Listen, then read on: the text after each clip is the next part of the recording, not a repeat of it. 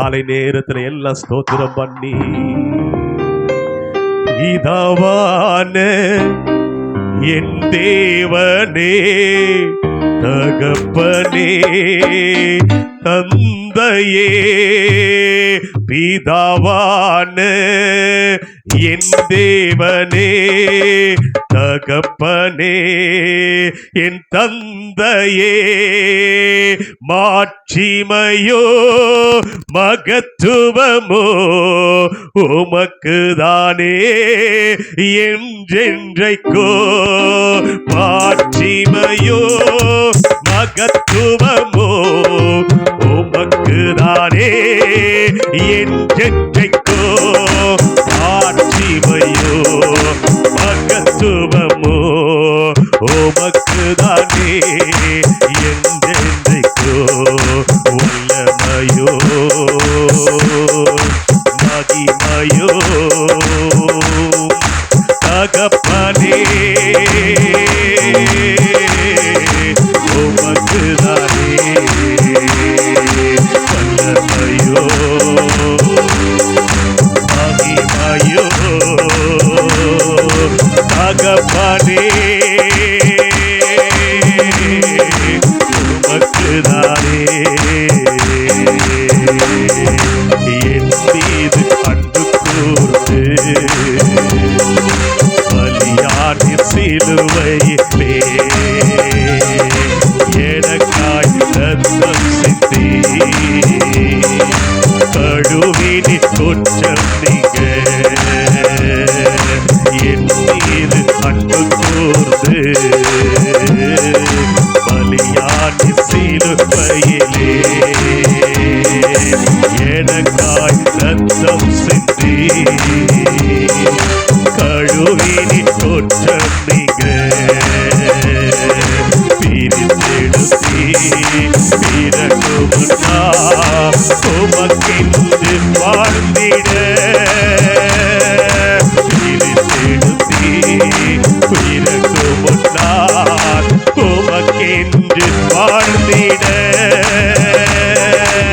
ஆராதனை உமக்கே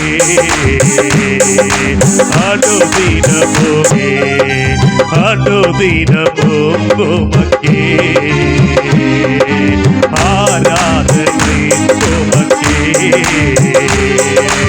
அனுதினமும் உமக்கே. நன்றி ஆண்டவரே. தேவனாகிய கர்த்தர் உனக்காகவும் எனக்காகவும் தான் அந்த உலகத்துக்கு வந்தார். பாவங்களை கழுவி சுத்திகரித்து நம் புது வாழ்வு வாழும்படியாய்தான் அவர் கடந்து வந்தார். நம் பாவங்களுக்கு மாத்திரமல்ல, வியாதிகளுக்காகவும் துன்பங்களுக்காகவும் துயரங்களுக்காகவும் விடுதலை பெற முடியாத சிக்கி தவிக்கிற மக்களுக்காகவும் சத்துருவின் சோதனையில் உள்ளவர்களுக்காகவும் பிசாசின் பிடியில் அகப்பட்டு கொண்டிருக்கிற உங்களுக்காகவும் எனக்காகவும் தான் இந்த உலகத்துக்கு வந்தார். அவர் மகிமைப்பட வேண்டியவர், அவர் மகிமைப்படக்கூடியவர். அந்த மகிமையான காரியத்தை தான் இப்போ நம்ம பார்த்து கொண்டிருக்கோம். அநேகருடைய வாழ்க்கையில் எவ்வளவு மகிமையாக அவர் இறங்கி வந்திருக்கிறார். அவர் மரித்தவராக அல்ல, இன்றைக்கு மரித்ததை தான் கொண்டாடி கொண்டு இருக்கிறோம். அல்லேலூயா. அநேக காரியங்களை சத்துரு கொண்டாடுறான். அவ்வளோதான், இயேசு மரிச்சிட்டாரு, அவ்வளோதான், இனி எழுந்திருக்க மாட்டாரு என்று சொல்லி. ஆனால் இன்றைக்கு அவர் நம்மோடு கூட இருக்கிறார். அவர் மகிமைப்பட வேண்டியவர். நம்மோடு கூட அவர் வாழ்ந்து கொண்டு இருக்கிறார். நம் கையை பிடித்து நடத்து கொண்டு இருக்கிறார். கலங்காதே என்று சொல்லி கொண்டு இருக்கிறார். அப்படிப்பட்ட தேவனை நாம் மகிமைப்படுத்தும். ஹல்லேலூயா. மகிமையின் நம்பிக்கையே மாறிடாத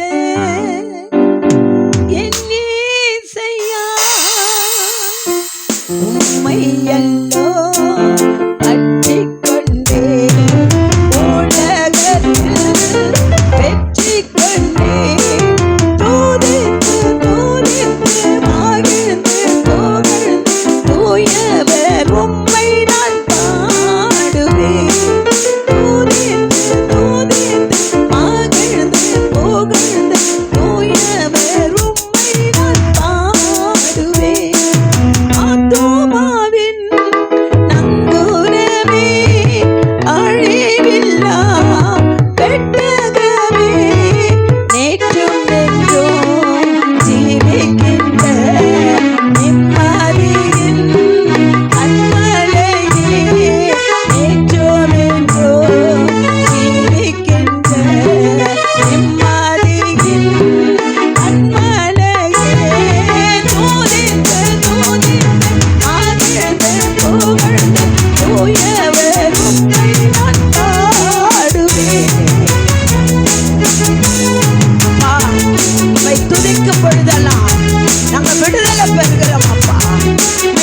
பாடும் பொழுதெல்லாம் நாங்க மகிழ்ச்சியா இருக்கிற மாட்டோங்க. நாங்க வேதனை படும் பொழுதெல்லாம் துதிக்கும் போது நீ இறங்கி வருகிறீரப்பா. இயேசு தெய்வமே, தாய் சிலுவையே சுமக்கும் தெய்வமே. ஹல்லேலூயா, ஹல்லேலூயா. எனக்கு அருமையான தெய்வ பிள்ளைகளே, கருவோம். இந்த நாளிலே குட் ஃப்ரைடே ஆராதனைக்காக நாம் வந்திருக்கிறோம். உண்மையாகவே இன்றைக்கு மாத்திரம் அல்ல, இன்றைக்கு மாத்திரம் அல்ல, ஒவ்வொரு நாளும் நாம் கர்த்தருக்கு பிரியமில்லாத காரியங்களை செய்யும் பொழுதெல்லாம் நம்ம என்ன பண்ண இதை நினைக்கணும். ஹல்லேலூயா. எத்தனை வேதனைப்படுத்தி இருக்கிறோம் இல்லையா? ஆனால் இப்போ இயேசு கிறிஸ்து நம்மோடு கூட இருக்கிறார். ஹல்லேலூயா. அவர் மரித்தார், அடக்கம் பண்ணப்பட்டார், மீண்டும் அவர் உயிரோடு கூட எழுந்தார். ஆகவே எனக்கு அருமையான தேவ பிள்ளைகளை, இன்றைக்கு நாம் எடுத்துக்கொண்ட வேத பகுதி கலாத்தியர் 6ஆம் அதிகாரம் 14வது வசனத்தை நாம் யாராவது எடுத்து வாசிக்க முடியாது, அவங்களை கேட்டுக்கொள்ளுங்க. ஹல்லேலூயா. நானும் பவுல் அப்போஸ்தலன் சொல்லுகிறார், நானும் நம்முடைய கர்த்தராகிய இயேசுவின் சிலுவையை குறித்தே அல்லாமல் வேறொன்றையும் குறித்து மேன்மை பாராட்டாதிருப்பேனாக. தன்னைத்தானே அவன் சொல்லிக் கொள்ளுகிறான். என் தேவனுடைய சிலுவையே மாத்திரம் அல்லாமல் வேற ஒன்றையும் நான் மேன்மை பாராட்ட மாட்டேன். இந்த உலகத்திலே நாம் எவைகளை மேன்மை பாராட்டி கொண்டு இருக்கிறோம்? உலகத்தை, உலகத்தாரை, கொடுக்கிறவர்களை, வாங்குகிறவர்கள், விற்கிறவர்களை மற்றும் அநேக காரியங்கள் நாம் கடந்து போகிற பாதையிலே பார்க்கும் பொழுது கவர்ந்தெழுக்கக்கூடிய சொற்கள், அவைகளினாலே நாம் விழுந்து போகிறோம். கவர்ந்து இழுக்கிறதான வார்த்தைகளினாலே விழுந்து போகிறோம். யோசித்து பாருங்கள். நாம் சிலுவையை நோக்கி பார்ப்போமானால் நிச்சயமாகவே அவைகளை விட்டு நாம் விலக முடியும். என் தேவன் எனக்காக மரித்தார், என் தேவன் எனக்காக இந்த உலகத்துக்கு வந்தார். அப்படிப்பட்ட தேவன் என்னோட இருக்கும்போது சத்துருவே நீ என்ன செய்ய முடியும்? மீகா 7:8 சொல்லப்பட்டு இருக்கிறது, சத்துருவே களி கூறாதே. எப்பயாவது நீ சொல்லி இருக்கிறியா? எப்பயாவது சொல்லி இருக்கிறீங்களா? சத்துருவே களி கூறாதே. நான் விழுந்தாலும் என்ன பண்ணுவேன்? எழுந்திருப்பேன். ஏன் தெரியுமா? எங்கள் அப்பா என்னோட கூட இருக்கிறார். அவர் காயப்பட்ட கரத்தை எனக்கு முன்பாய் நீட்டி அவர் என்னை தூக்கி எடுப்பார். ஒரு அல்லேலூயா சொல்லுவோமா? அல்லேலூயா. அவர் தூக்கி எடுக்கிற தேவன். வேதனையோட இருக்கிறாயா? கர்த்தர் உனக்காக கண்ணீரை செந்நீராய் மாற்றினார். அந்த கண்களிலே வந்த அந்த கண்ணீர் எப்படி வந்ததுதான் தெரியுமா? செந்நீராய் மாறினது. ஹல்லேலூயா. இரத்தத்தோட கலந்து அந்த தண்ணீர் ஓடினது. எனக்கு அருமையான தேவ பிள்ளைகளே, நீ கண்ணீர் விடும் பொழுது அவர் உன் கரத்தை பிடித்து தூக்கி எடுக்கிற தேவனாய் இருக்கிறார். ஆகவே எனக்கு அருமையான தேவ பிள்ளைகளே, வேதத்திலே வாசிக்கிறோம், மேன்மை பாராட்டிருப்பேனாக. நான் எதையுமே மேன்மை பாராட்ட மாட்டேன். என் தேவனை தவிர, என் கர்த்தருடைய வார்த்தையை தவிர, அந்த வேதத்தில் உள்ள ஒவ்வொரு வசனங்களும் வார்த்தைகளும் என்னை தேற்றுமே அன்றி வேறு ஒன்றும் என்னை தேற்றாது. ஏதாவது தேற்றுமா? தேற்றுமா? யாராவது ஆறுதல் கொடுப்பாங்க? இன்னைக்கு நம்முடைய ஊழியத்தில் நாம் ஜெபித்து கொண்டிருந்தோம் வசந்தா அவர்களுக்காக. நேற்று லேட் நைட்டு தான் எனக்கு அந்த மெசேஜ் வந்தது. அவர்கள் அந்த சிலுவையின் காட்சியை காண முடிகிறது. ஹalleluya. ஆகவே அந்த இரத்தத்திலே தோய்ந்த வழிந்த அந்த முகம் நான் முதலிலே தரிசித்தேன். முதலே நான் தரிசித்த பிறகுதான் 1990 என் தேவனை சொந்த இரட்சகரான ஏற்றுக்கொண்டேன். அதை தரிசிக்கும் பொழுது என்ன நடந்தது? மரணம் என்னை மேற்கொள்ள வந்தது. தேவன் எனக்கென்று சில வாக்குத்தத்தத்தை வைத்திருந்தார். என் தாயின் கருவிலே தெரிந்து கொண்டிருந்தார். ஆனால் அவைகளை அதமாக்கும்படியாய் எனக்கு வந்த போராட்டம் மரண போராட்டமாய் இருந்தது.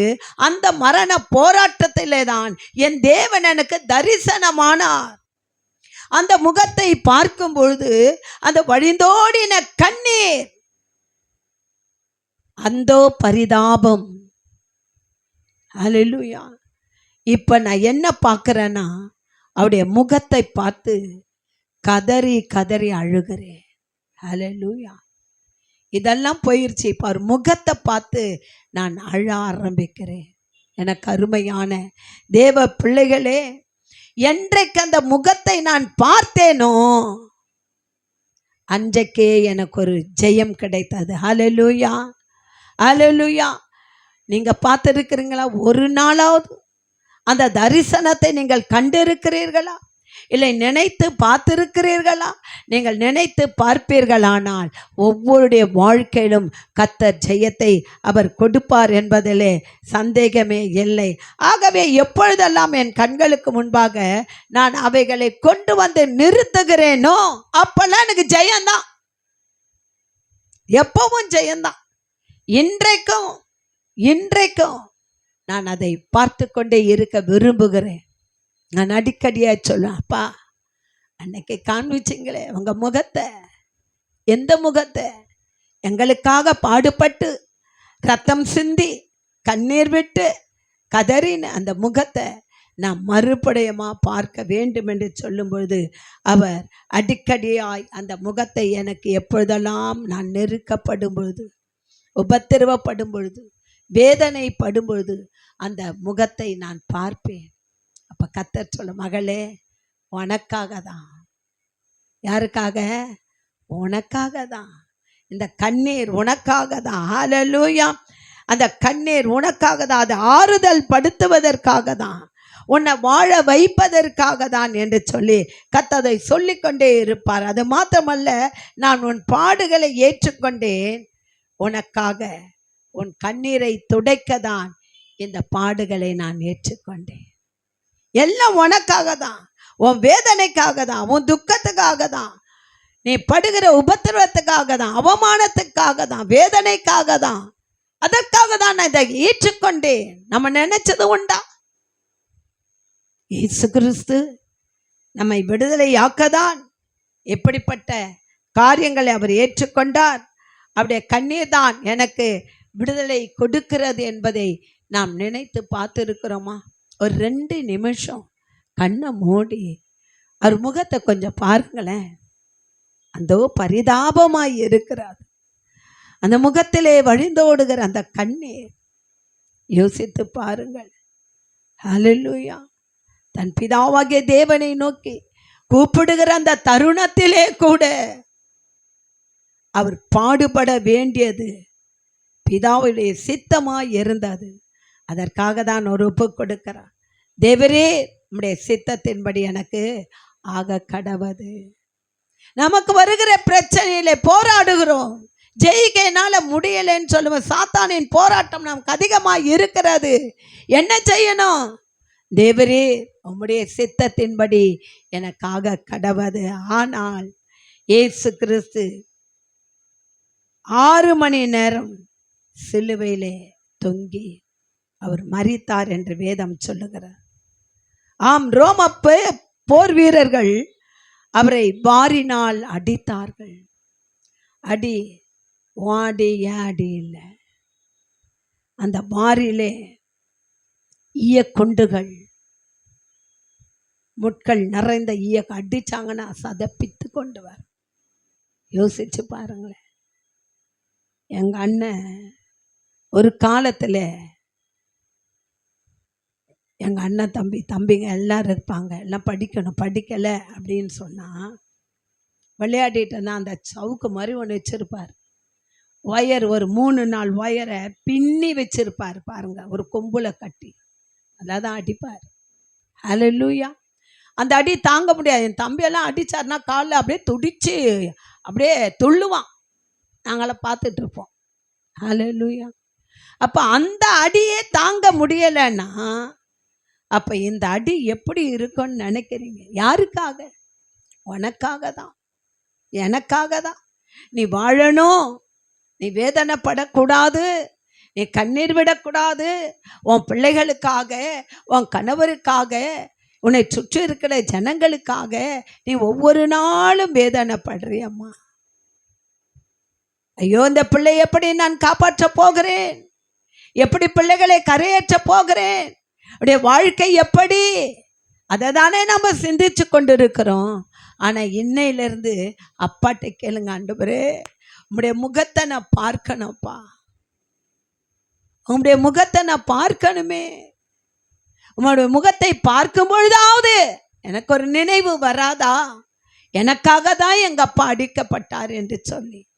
இப்படியாக எனக்கு அருமையான தேவ பிள்ளைகளை நாம் பார்க்கும் பொழுது நிச்சயமாக விடுதலை பெறுவோம். அது மாத்திரமா, அவருடைய சரீரம் எப்படி இருந்ததுதான் தெரியுமா? ஒரு நிலத்தை போல மாறிவிட்டது. அந்த அளவுக்கு சித்திரவதை செய்யப்பட்ட உழப்பட்ட ஒரு நிலம். ஒரு உழப்பட்ட நிலம் எப்படி இருக்குமோ அப்படிதான் அவருடைய சரீரம் இருந்தது என்று வேதம் சொல்லுகிறது. காயங்கள் வெளியே தெரியாமல் இருப்பதற்கு சிவப்பு அங்கியை போட்டாங்க. ஹல்லேலூயா. நாம் தியானம் செய்ய வேண்டும் என்று சொன்னால் அணுவணுவாய் நாம் தியானம் செய்ய முடியும். அவர் மீது பாரமான ஒரு சிலுவை வைத்து எருசலேமின் வீதி வழியாக அவரை இழுத்து கொண்டு போய் கபால ஸ்தலம் என்ற ஒரு இடத்தில் சிலுவையில் அறைந்தார்கள். இயேசு அவ்விடத்தில் நமக்காக ரத்தம் சிந்தி மரித்தார். யாருக்காகன்னு போட்டிருக்கு? நமக்காக. நமக்காக அவர் ரத்தம் சிந்தி மரித்தார். எனக்கு அருமையான தேவ பிள்ளைகளே, ஆகவே அவர் எப்படியெல்லாம் சித்திரவதை செய்யப்பட்டு மகா கொடுமையாக அடிக்கப்பட்டு காயப்படுத்தப்பட்டார். 16 அங்குல ஆணி. யோசித்து பாருங்க. 16 அங்குல நீளமுள்ள 3 ஆணிகளால் அவருடைய சரீரம் அந்த மர சிலுவையிலே இணைக்கப்பட்டது. ஹல்லேலூயா. எனக்கு அருமையான தேவ பிள்ளைகளை, வானத்துக்கும் பூமிக்கும் நடுவாக அவர் தொங்கினார் என்று வேதம் சொல்லுகிறது. ஹல்லேலூயா. அவருடைய கைகளில் இருந்தும் கால்களில் இருந்தும் அந்த சிலுவை மரத்திலே வழிந்தோடின ரத்தம். யோசிச்சு பாருங்க.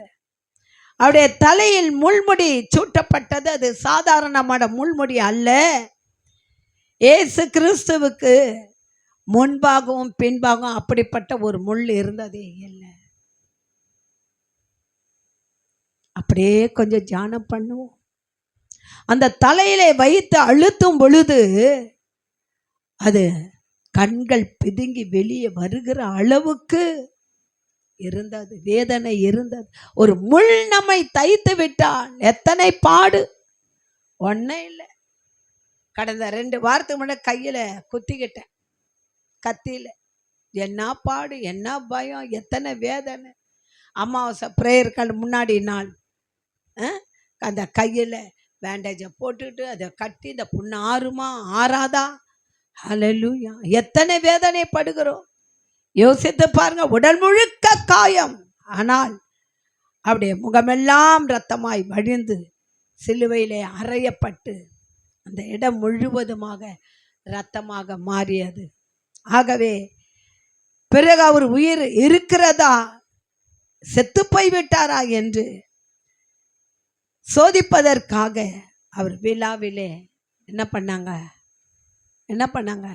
ஈட்டியால குத்தி பார்க்குறாங்க. இவர் செத்து போயிட்டாரா என்னும் உயிரோடு இருக்கிறார். அந்த ஈட்டி அவருடைய இருதயத்தை துளைத்தபடியால் அதிலிருந்து வந்த இரத்தமும் தண்ணீரும் வெளியே வந்தது. ஹல்லேலூயா. இருதயம் வரைக்கும், ஏன்னா விழா பக்கம் குத்துறாங்க. ஹல்லேலூயா.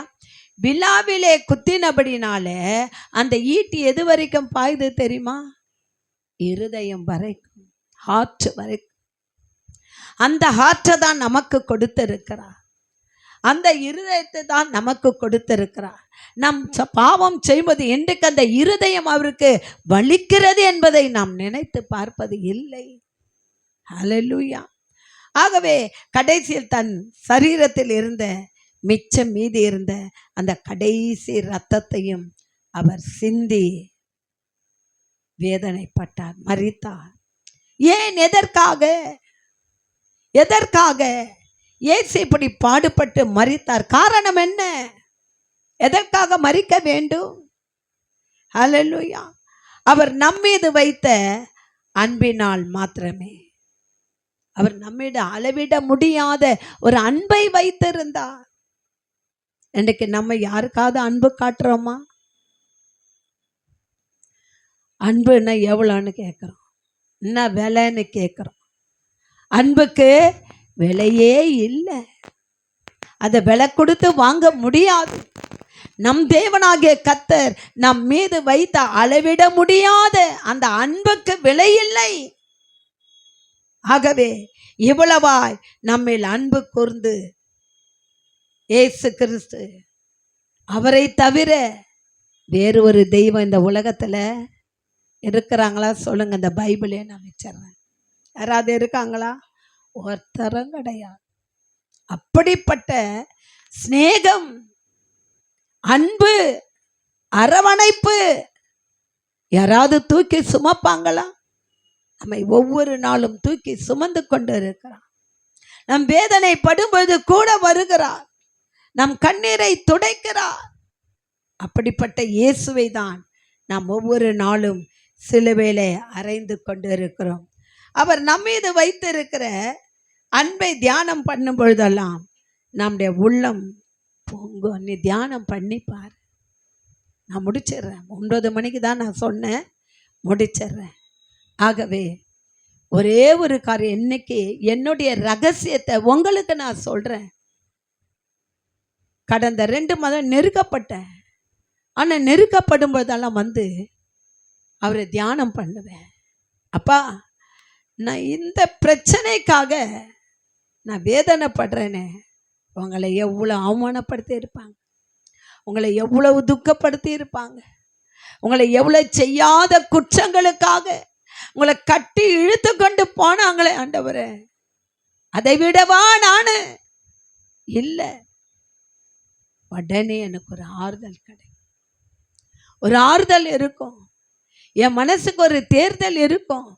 சில வார்த்தைகள் காதிலே விழும். கொஞ்ச நேரம் வேதனையாக இருப்பேன், அதுக்கப்புறம் தூக்கி போட்டுருவேன். ஓ, இதையெல்லாம் நம்ம நினச்சிக்கிட்டு இருந்தோம்னா ஊழியம் செய்ய முடியாது. இந்த ஊழியத்தை கெடுக்கணும் தானே சத்ரு பிளான் போட்டிருக்கான். நம்ம தேவனாகிய கர்த்தர் நமக்காக மரித்தார். சொல்லுங்க, உங்களுக்கு பிரச்சனை வருது, யாராவது உங்களை ஏதாவது சொல்றாங்கன்னா ஆண்டவர்கிட்ட விட்டுருங்க, நீங்க பாரம் எடுக்காதீங்க, அவர் பார்த்து கொள்ளுவார்.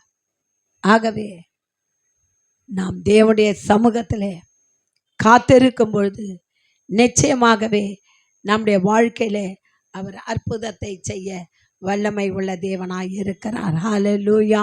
அந்த தேவனாகிய கர்த்தரை நாம் எப்பொழுதெல்லாம் நோக்கி பார்க்கிறோம், அந்த சிலுவையிலே வழிந்தோடுகிற ரத்தம் நீ சிந்தித்து பார்க்கும் பொழுது நிச்சயமாகவே சொன்ன முடிவு உண்டு. அந்த சிலுவை மீது வைத்திருக்க அந்த நம்பிக்கை உனக்கு வீண் போகாது.